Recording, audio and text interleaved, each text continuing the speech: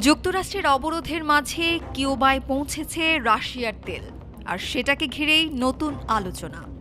রাশিয়ার তেলবাহী ট্যাঙ্কার অ্যানাটোলি কলোটকিন কিউবার মাতাঞ্জাস বন্দরে পৌঁছেছে। এই জাহাজে ছিল প্রায় 1,00,000 টন অপরিশোধিত তেল, যা গত 3 মাসের মধ্যে প্রথম বড় সরবরাহ। যুক্তরাষ্ট্রের দীর্ঘদিনের বাণিজ্য অবরোধের কারণে কিউবা তীব্র জ্বালানি সংকটে পড়েছে।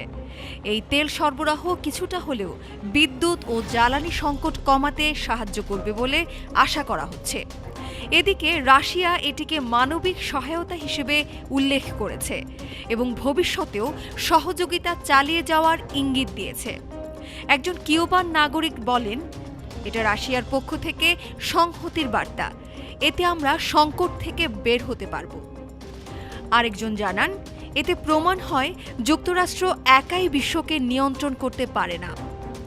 বিশ্লেষকরা বলছেন, এই সরবরাহ কিউবার জন্য সামরিক স্বস্তি আনলেও দীর্ঘমেয়াদে সংকট পুরোপুরি কাটবে না, কারণ দেশটি এখনও বহুলাংশে আমদানিকৃত জ্বালানির ওপর নির্ভরশীল। অবরোধ যতই কঠিন হোক, সহযোগিতার পথ বন্ধ হবে না। রাজনীতির টানাপোড়েনে এক ফোঁটা তেলও কখনো হয়ে ওঠে একটি দেশের বাঁচার আশা।